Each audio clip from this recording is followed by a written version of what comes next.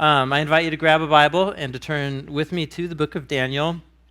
As we go halfway through the book now, and we're at a really significant turning transition point. This whole book is following the story of four friends, but really one particular friend who's kind of the lead of the group, but there's four of them, and they're Israelites, and they've been exiled to a foreign land, a foreign city, and the whole book's about their struggle to remain faithful to their God while living in a foreign land, while living as a minority group in a culture that is hostile to them in their way of life. And so talk about themes that are significant for followers of Jesus living in any nation in the world. But living in ours, or at least in certain places, in a culture like Portland, that is open-minded to many, many things. But when it comes to the way of life of the people of Jesus, there's a tension, right? There's a hostility that can open up towards followers of Jesus. And so what does it mean to maintain faithfulness and to maintain hope? A follower of Jesus is somebody who believes that Jesus is actually the king of the world and that Jesus is the king of Portland. And does the life and culture of Portland reflect the fact that Jesus is the king of Portland? Yeah, not so much on that one. So what's up with that? If Jesus is really the king of the world, if I really believe that, think of where the world's attention is right now in terms of world conflicts or something like that. You just think of one part of the world, the Middle East, as Iraq dissolves and Syria. Just the sheer number of innocent people who have died because of the civil war in Syria. And that's just one part of planet Earth. I don't know if any of you read the headlines that came out in this last week of the city with the highest homicide rate in America right now. It's the city of Chicago. And 64 people were shot over the weekend in West and South Chicago, just last weekend. The great number of those were just people sitting on their front porches, getting caught in the crossfire. And you and I are crazy enough to believe that this is the kind of world where Jesus is actually king. How do you believe that? How do you maintain that belief and that hope?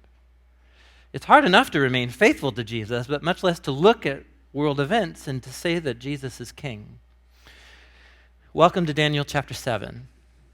Welcome to Daniel chapter 7. What this book has been about is these four individuals who maintain faithfulness and hope when there are no signs of hope on the horizon.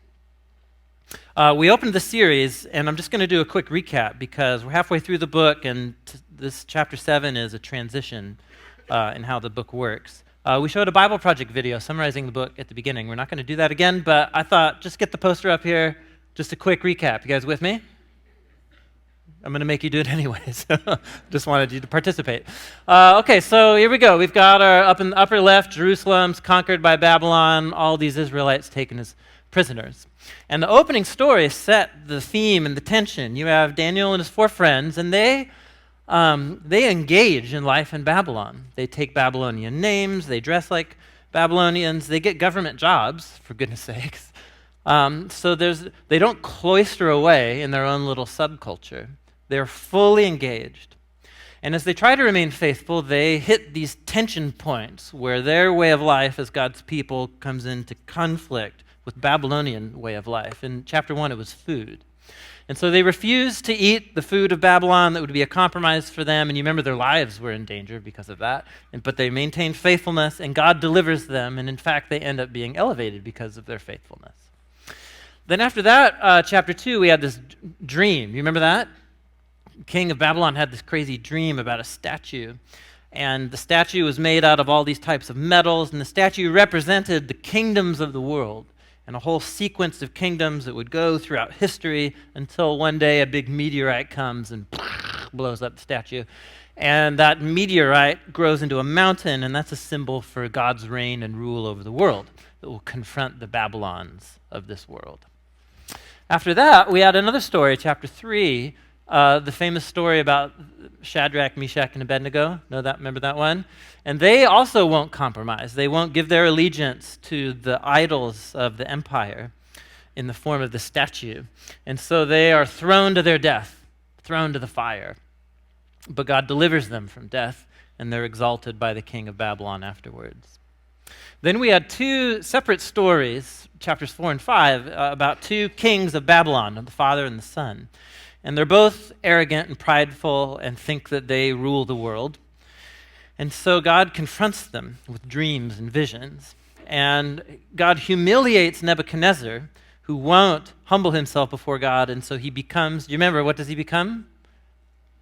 He becomes a beast. Just tuck that away. He becomes a beast.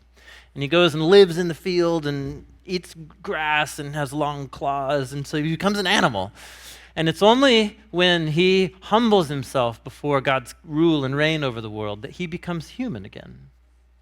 Contrast his son, Belshazzar, and he does not humble himself before God, and so he gets assassinated that very day. After this comes a story, chapter 6. This was last week. And it's very similar to chapters 1 and 3. It's just Daniel, and he refuses to pray to the God, the king of the empire, as if he's a god. He gives his allegiance and his prayers only to the God of Israel. And so his life's on the line. He's also thrown to his death, but not in the fire this time, but to the beasts, the lions. And God delivers him, and he is elevated again. So that's the theme of the story, and you can see there's a really cool literary design going on here. Chapter 1 is in the Hebrew language. Chapters 2, leading up to what we're reading today, is in Aramaic, a cousin language. And the Aramaic section has this really cool design where this, can you see it? We tried to put it there visually. The stories are paralleled in this really beautiful design. 4 and 5, 3 and 6, 2 and 7. 2 and 7 are both about dreams, where there's a sequence of 4 that's the main flow of the dream. Except the person having the dream here in this story, Daniel 7, it's not the king who's having a nightmare this time. It's Daniel. It's Daniel. The stage is set. How'd you sleep last night? Some of you don't have AC. The majority of you don't have AC. How's it going for you? Did you have weird dreams? Heat can cause bad dreams sometimes. So just while you're reading, just remember, your dream could have been worse. It could have been like this one. Could have been like this one. Daniel chapter 7. You guys with me? Okay. In the first year of Belshazzar, the king of Babylon, Daniel had a dream. Visions passed through his mind as he was lying in bed. He wrote down the substance of his dream. Daniel said, "In my vision at night, I looked, and before me were the 4 winds of heaven churning up the great sea. 4 great beasts, each different from the other, came up out of the sea. The first was like a lion. It had the wings of an eagle, and I watched until its wings were torn off, and then it was lifted up from the ground, and it stood on 2 feet, like a human. And the mind of a human was given to it. Then before me was the second beast, and that one looked like a bear. It was raised up on one side, and it had 3 ribs in its mouth between its teeth, and it was told, 'Get up, eat your fill of flesh.' And then after that I looked, and there was another beast. And this one looked like a leopard, but it's a mega leopard. Right? Death leopard. It's the intense leopard. Because look, it's got 4 wings on his back like that of a bird, and it has 4 heads, given authority to rule. Then, after that, in my vision at night, I looked, and there was in front of me a 4th beast, terrifying, frightening, very powerful. It had huge iron teeth. It crushed and it devoured its victims. It trampled underfoot whatever was left. And it was different than the former beast because it had 10 horns. And while I was sitting there looking at the horns, thinking about them like you would too, there before me was another horn. It was little, and then it came up among them. And 3 of the first horns were uprooted before it, and this horn had eyes like a human, and it had a mouth that spoke boastfully. Okay, let's stop. How you doing? The Bible is so weird. Okay. So, was this stranger than your dream last night? I wager that it is. We can zoom in. Yeah, there we go. So we'll help let this kind of guide us here, this kind of visual summary of the vision here. So 4 beasts, 4 wild animals, but he doesn't say they are a lion or a bear. They're like a lion, like a 4-headed winged leopard, right? So clearly we're talking in terms of metaphor or symbol here. And the 4th beast doesn't even get likened to any known beast. It's the mega beast. It's the super beast.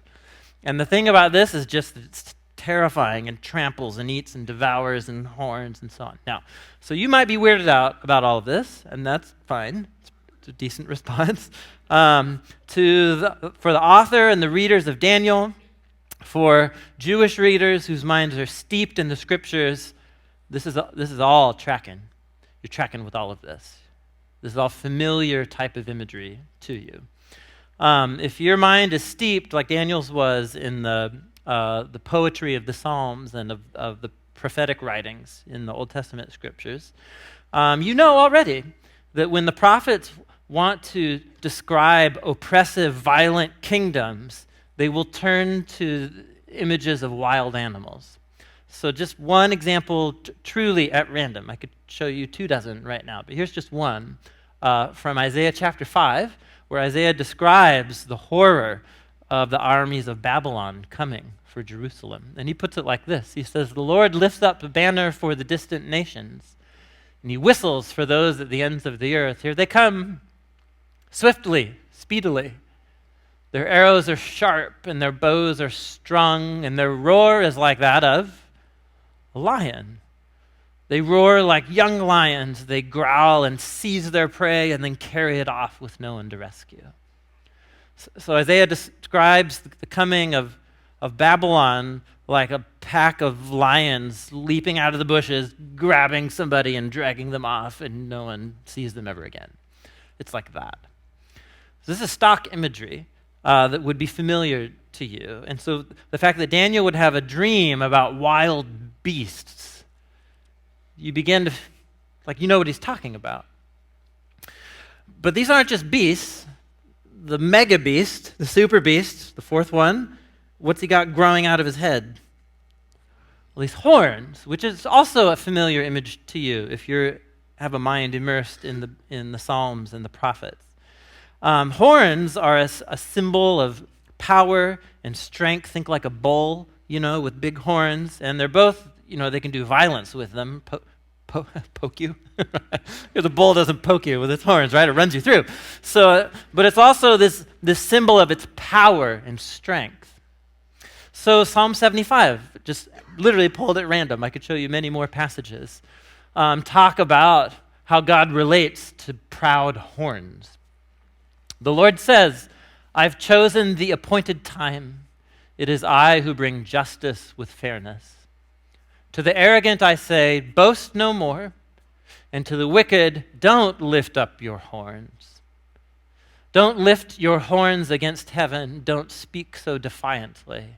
I will cut off the horns of all the wicked, but the horns of the righteous will be lifted up." So horns aren't in and of themselves bad, right? Because the righteous can have horns that God will exalt because of their faithfulness. But these people with horns that lift them up to heaven and speak defiantly against God. Do you get it? You get it on an intuitive level, these images here. And so Daniel, he's raised on this stuff. And he's sitting in Babylon, and he's been delivered from the lions, and things have worked out so far. But you have to imagine, a guy gets tired trying to be faithful in Babylon. And he works for the government. And then he hears that Babylon's gone on another expedition and conquered another people group and destroyed their culture. And he's, how long is this going to go on? I thought the God of Israel is the king of the world. And I'm sitting here in Babylon, and Jerusalem's lying in ruins, and Babylon seems to rule everything. And he has this dream about these violent beasts coming, and a great train of beasts, and they're horrible. And then the last one is the most violent and the most horrible. Verse 9. Then I looked, and thrones were set in place. And the Ancient of Days, it's a great, great image for the God of Israel. He's the eternal one, the king of time and history. He came and took his seat. His clothing was white like snow, and the hair of his head was white like wool. His throne was flaming with fire, and its wheels were ablaze. This is what I've come to call the Godmobile. Right? It's a mobile throne chariot mobile, yeah? Flames like hot rod, right? So, and a river of fire was flowing, coming out from before him, and there's thousands upon thousands attending him. It's right, these angelic attendants and servants. 10,000 times 10,000 stood before him. Then the court was seated, and the books were opened. So you have all these beasts who seem to run the world, and they're violent, and especially this last most horrible beast is horned and proud, and then God shows up as king and as judge. And it's this image of God arriving in his royal power as the creator, and he comes, the court sits like a big courtroom, and God's going to bring justice on the beast. And so the books are opened. And what happens? Well, I continued to watch, verse 11, because of the boastful words that the horn was speaking. And I kept looking until the beast was slain, its body destroyed and thrown into the blazing fire.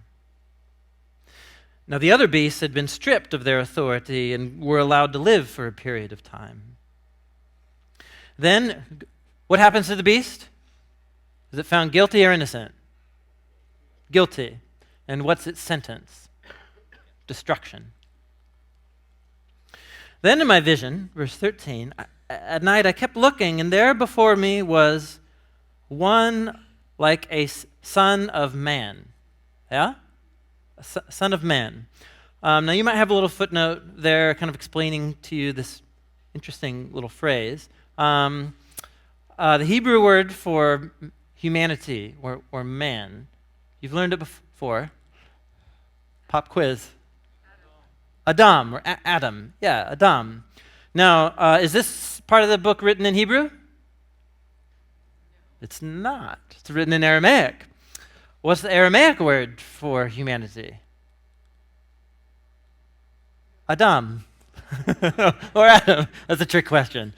Hebrew and Aramaic, they're cousin languages, like French or Spanish. It's a shared word between the two languages. There's no way you would know that, but that was unfair of me. Anyhow, pop quiz. So, the son of Adam. It's a phrase that just means a human one.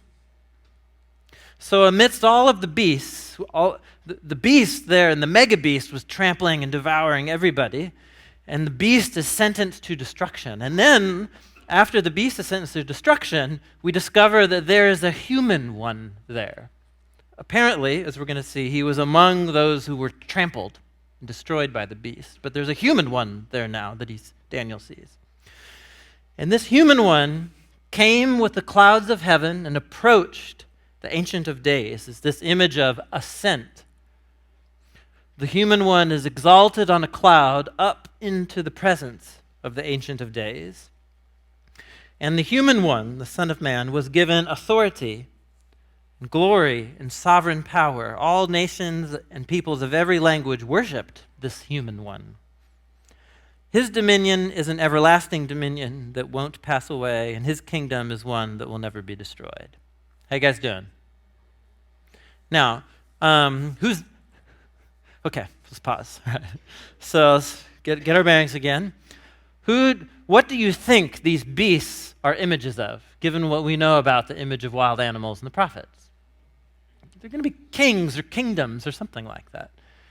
And these horns, right, are images of wicked, prideful people, or the people who lead these kingdoms. So if they represent kings, then this human one is also this symbol or image of some kind. Who's that? Right.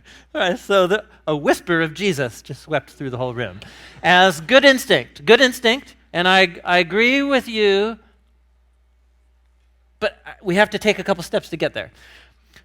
But here's one fun fact, and use it at a get-together this Friday night. Jesus. Most people, if they want to use Jesus' name as a curse word, right, they'll say Jesus Christ. Now, Christ is not Jesus' last name. He wasn't born to marry Christ, right? So it's a title. It's a title that means Messiah, king, anointed king. And Jesus accepted that title. It became one of the main ways that early Christians came to refer to Jesus. Interesting fact, however, Jesus never used that title to describe himself. He allowed himself to be called by that title, but he never used it of himself. Jesus used a much more interesting title to refer to himself. He does it all the time if you read the stories about him. And what is that title? The Son of Man. Where did Jesus get the title, the Son of Man, to call himself that? Right? We're reading it. Why did Jesus call himself by the title of this human figure who's been trampled and destroyed by the beast, but then once the beast is destroyed, he gets vindicated and exalted to share in God's rule over the world? Jesus chose that title to describe himself and what he was all about. Why? Let's keep reading. Verse 15. So I, Daniel, was troubled in spirit, and the visions that passed through my mind, they really disturbed me, like they would you too. So I approached one of those standing there. Remember, there's thousands and thousands of these angelic attendants. So he goes up to one. He can interpret the king's weird dreams, right? But he can't interpret his own. So he has to go to this other being who's there, and I asked him the meaning of all of this. So he told me and gave me the interpretation. And you just get a summary right here of the whole thing. The four great beasts are four kings that will rise from the earth. Anybody surprised? No, we knew that already, that these were going to be symbols for kingdoms and kings. So the beasts represent kingdoms and kings. What about the Son of Man? But the holy people, or the holy ones of the Most High, will receive the kingdom and possess it forever. Yeah, that's right, forever and ever. So if the beasts are kings and kingdoms, according to the angelic interpreter, who or what is the human one a symbol for?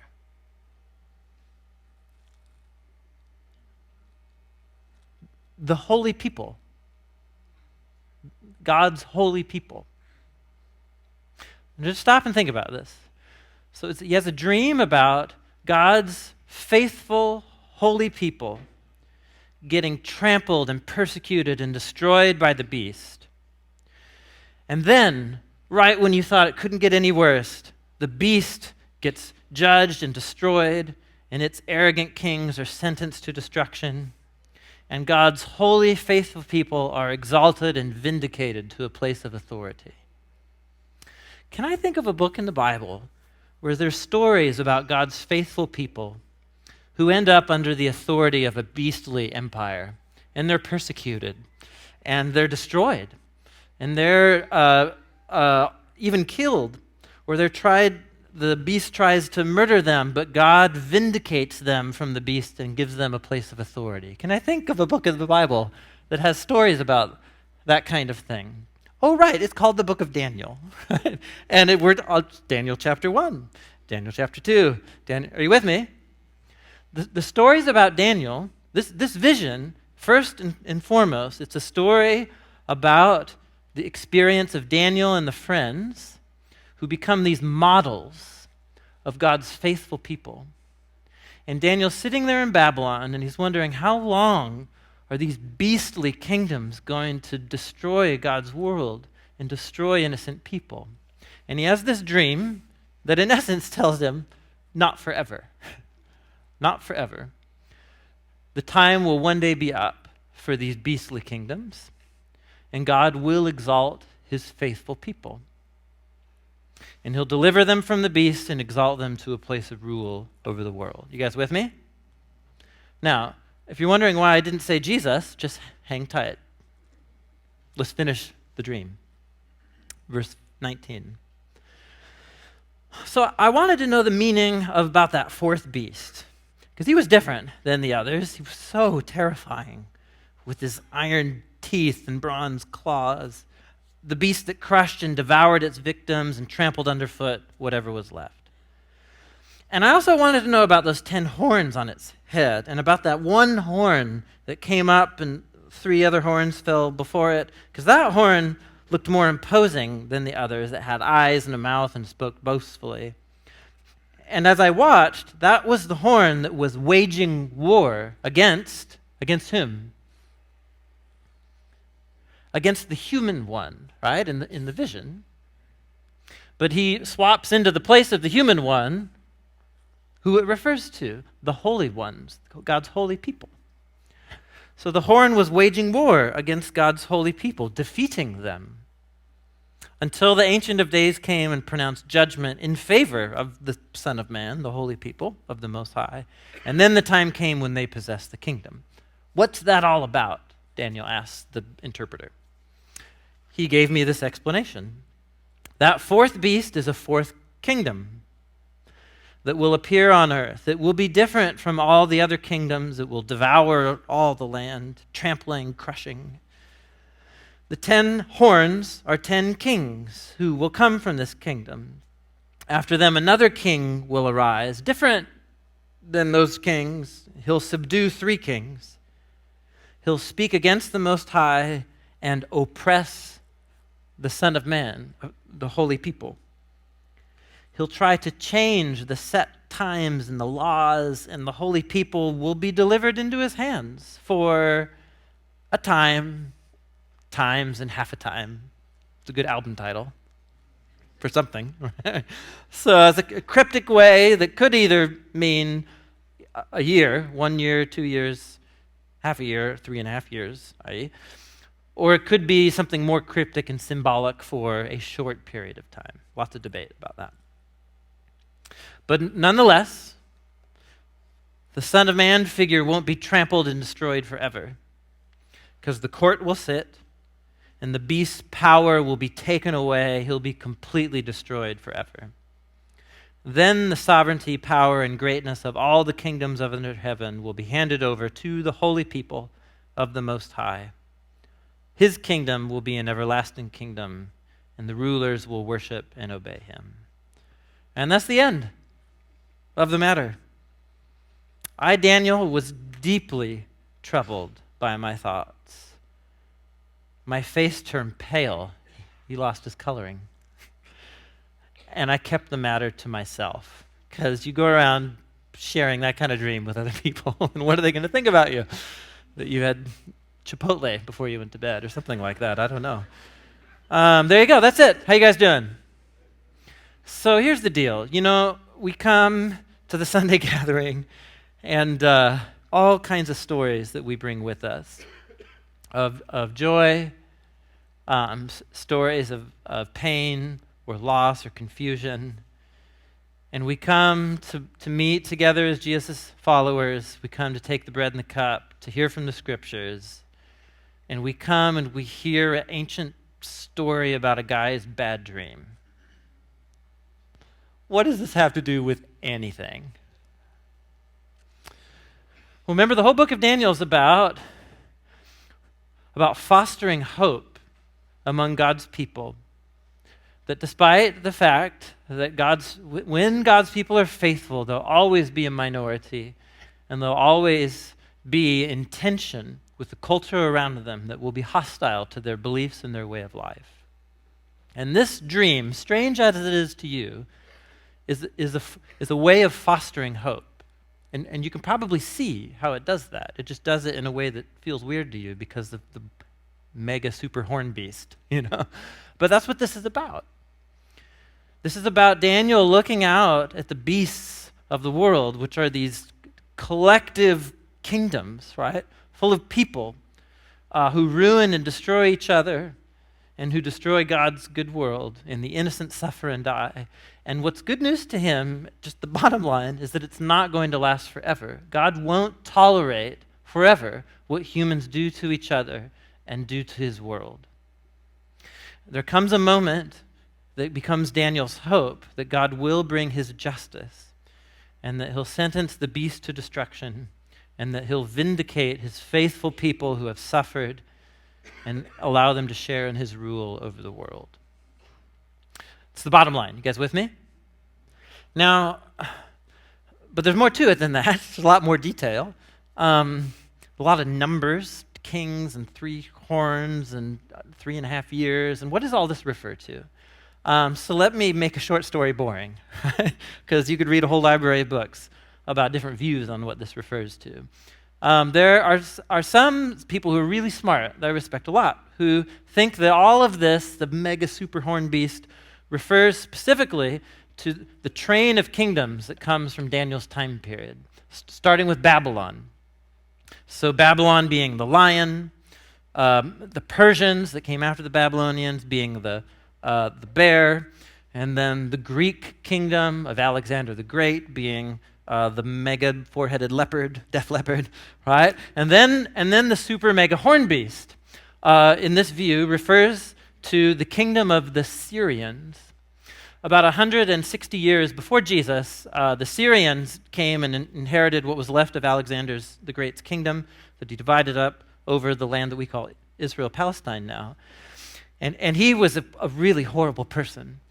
He brought onto the city of Jerusalem the greatest persecution of the Jewish people that they had ever known up to that point.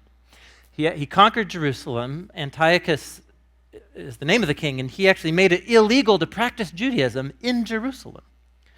He cleared out the temple in Jerusalem and filled it full of idols to his gods, and then he actually began to murder and torture Jewish people in the temple courtyard, people who were still gathering in their homes to read the Torah and keep the Sabbath, and so on. And he stopped the sacrificial system, he stopped the calendar of Passover, and so on. So there are lots of people who think that that is the set of events that this is referring to.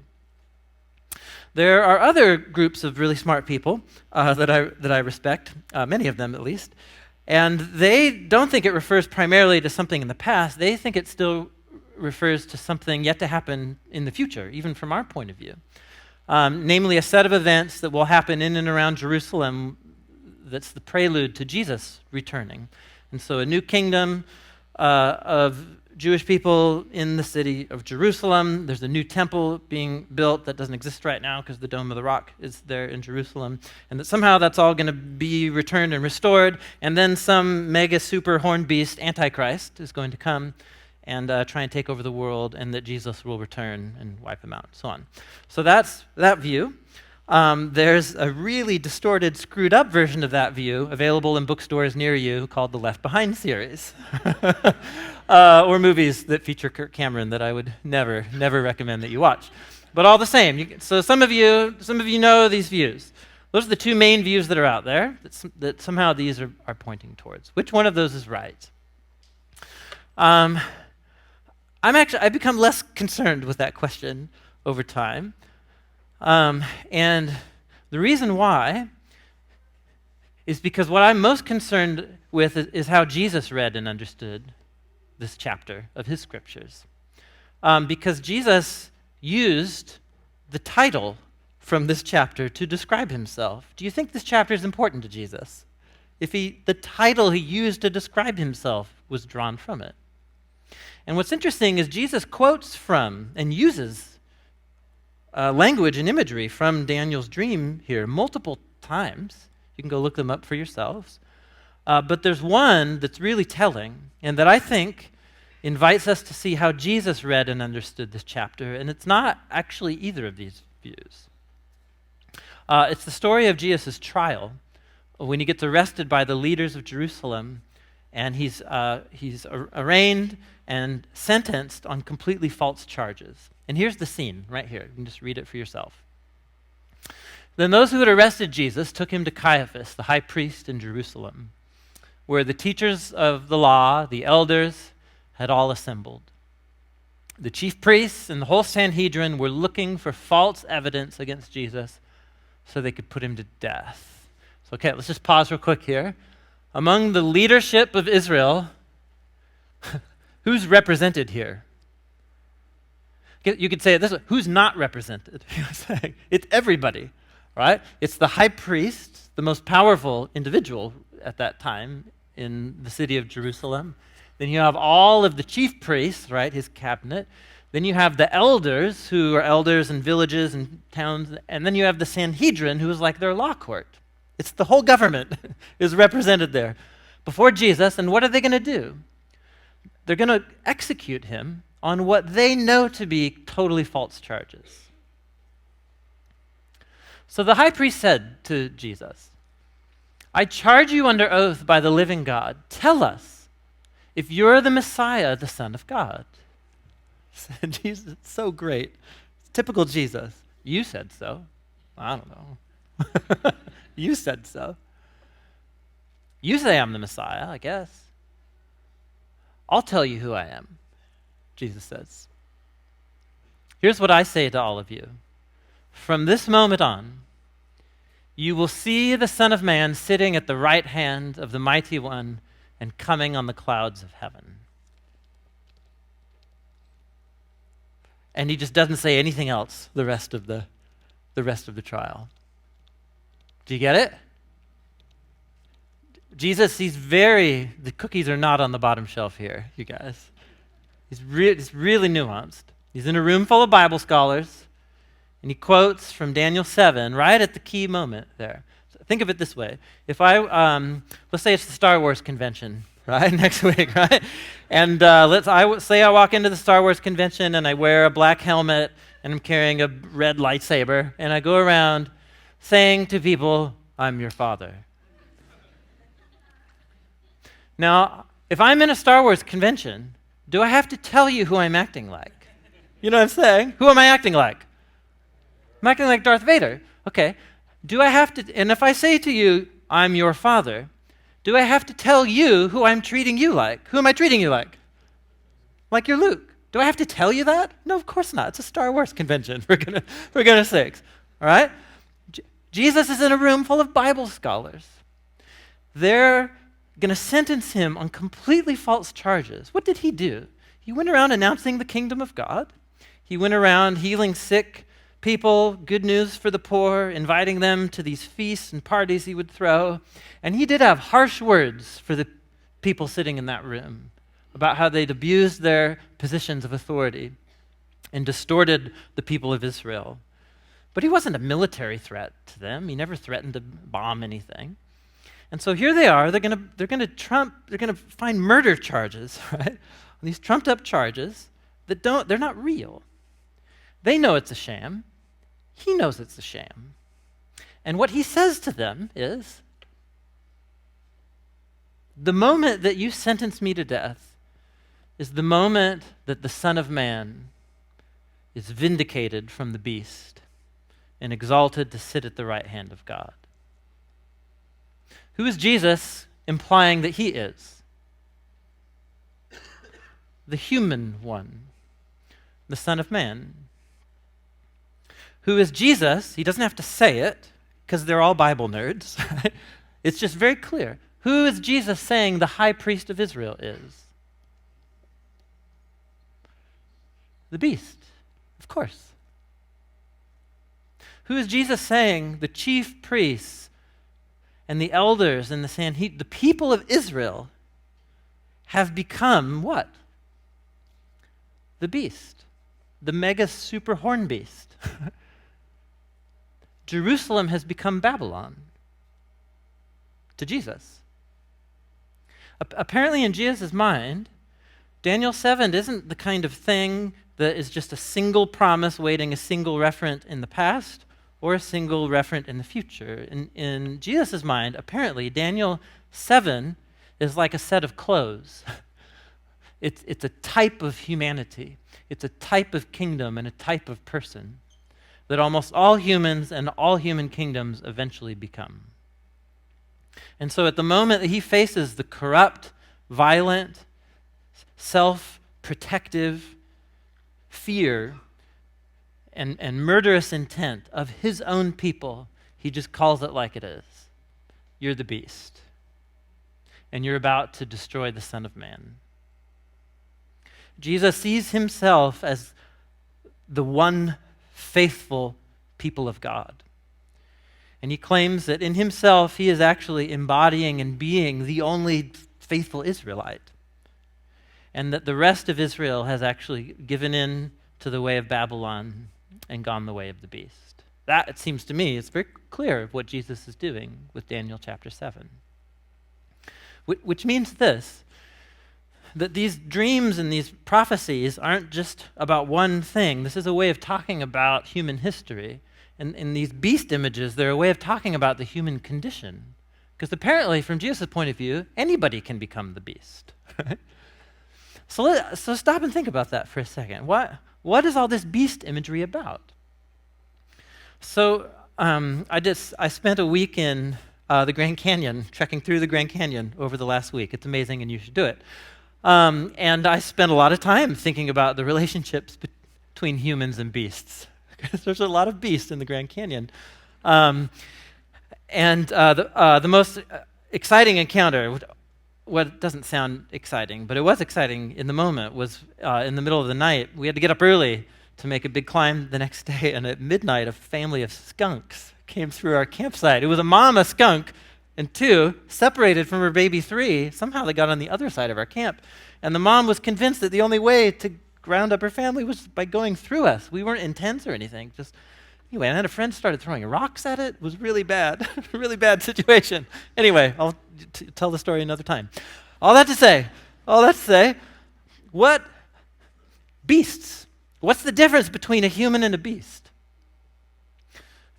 Well, there's lots of differences. But there's lots of similarities too. Beasts, wild animals, they are pure instinct, aren't they? Just pure impulse.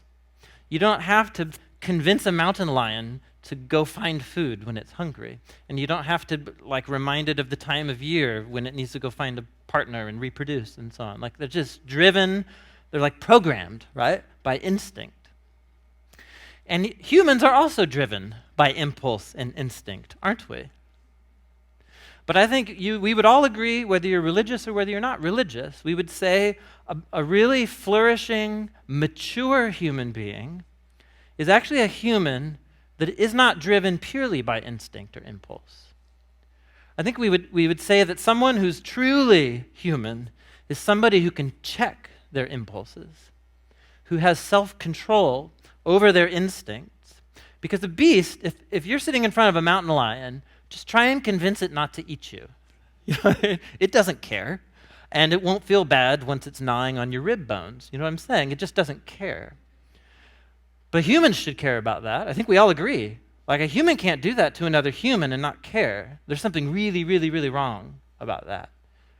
Right? Humans have this thing we call consciousness and a moral conscience.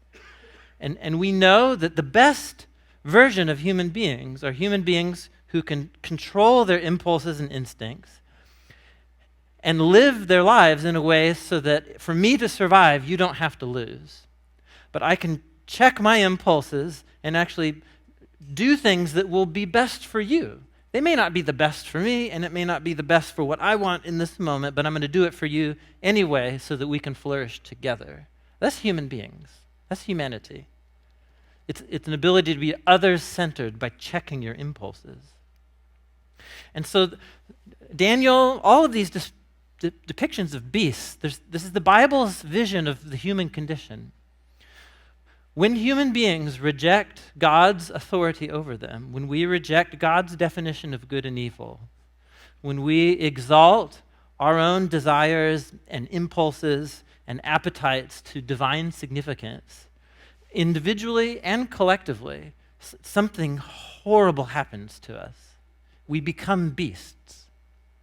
We become beasts, driven by pure impulse and desire and self-preservation. And so these collective kingdoms, right? Think of how a kingdom or a nation of people operates. And for it to live in security, it has to do it somehow at the expense of other people. I wonder if I've heard a story of that anywhere in human history. And so what Jesus does, he stands before his own people. His own people have become the beast. Somehow they think it's actually in Israel's best interest that an innocent man be put to death. How beastly is that? And so Jesus sees all of human history as just one long string of beasts, and Jesus believes that he's here to conquer the beast, to defeat it. And what he actually says in the courtroom, right, is that the moment that you defeat me is the moment that I defeat you. Did you catch that? He said, the moment that you sentence me guilty and to death is the moment that I am exalted and vindicated as king of the world. Jesus believed that he would conquer the beast by letting the beast conquer him. Because what can the beast do to you? What can a mountain lion do to you if you can't convince it not to eat you? It can kill you. It'll take your life and it won't even feel bad for it. But Jesus somehow has a view of the world and of God where he's able to look the mountain lion in the face and say, all you can do is kill me. That's all you can do. You can't separate me from God's love. And your ability to kill me can't separate me from the fact that God is committed to rescuing and redeeming this world and bringing it into a new creation. It's a resurrection. Jesus could stare the beast in the face and call it what it is and know that it will use the only weapon that it has, just selfish impulse, self-preservation, kill. And Jesus says, that's all you got. That's fine. Do what you need to do. And Jesus clearly, like this chapter, is what filled his mind. It's what gave him hope to confront the beast. And there's a beast without. It's the collective beast that Jesus is confronting. But all that is a blown-up version of what happens inside of each one of us. And so here's where I want to land the plane. Because what on earth are we supposed to do with this? But you can see how important this is. In the Bible's point of view, from Daniel's point of view, from Jesus' point of view, what's fundamentally wrong with humans is when we reject God's rule and authority over our lives. We become less than human. And there's the beast without when we all get together, and then there's the beast within that just gets magnified when we form nations and kingdoms. And I think intuitively you know what this is talking about. Like you know the moments in the last 7 days even where there was a choice in front of you about how you were going to respond in a moment. And you had an instinct, right? You had an impulse and a desire that was selfish, and you would benefit from it, but you knew it was wrong. And every single one of us, right? We do this all the time, and then we give in to the beast, right? We become beasts driven by appetite and by desire and by impulse. And in those moments, we become less than human. We lose our humanity. And Jesus is very clear, like from the way he used Daniel 7, he's here to confront the beast because the beast has to die. The beast has ruined God's good world enough. The beast must be destroyed. And so he comes to defeat the beast by letting the beast defeat him. Jesus dies for the beast. Jesus becomes what we are so that we can become what he is. And as we die to the beast inside of us, that's what it means for when Paul the Apostle says, when we take the bread and the cup, we are sharing in the death and the resurrection of Jesus. We're allowing the story of Jesus' death to the beast and his resurrection by the love and power of God to become true of us. And when our life is joined to Jesus' life, we become new and different kinds of humans. And if your experience is anything like mine, it's a very conscious effort every single day to keep the beast down, right? And to keep it in check. And by the love and the power of Jesus, by the empowerment of his Spirit, that's precisely what it means to follow him. And so that's what Daniel 7 invites us into. It invites us to see how the beast has ruined. The beast is what killed Jesus, and it's inside all of us. And we contribute to it, and we participate in it all the time. And despite that fact, Jesus has confronted the beast. He's sentenced it to destruction. And he's committed to rescuing people with his life and with his love. Amen? So here's what I would encourage you to do as we go into worship, is just to allow the Holy Spirit to bring to mind these moments and these decisions from the last 7 days, from the last month, whatever. Moments where you made a choice and you behaved in a way that was less than human. Less than the human that you know God has called you to be. And to bring that and to confess it and to recognize that that is precisely the part of you that died with Jesus as he died to the beast on the cross. And then as we worship and as we sing, to trust in the power and the love of God, that he's committed to you and committed to making you into a new and different kind of human as we go out into our week. That's what this is about. Amen? Amen. Let me close in a word of prayer.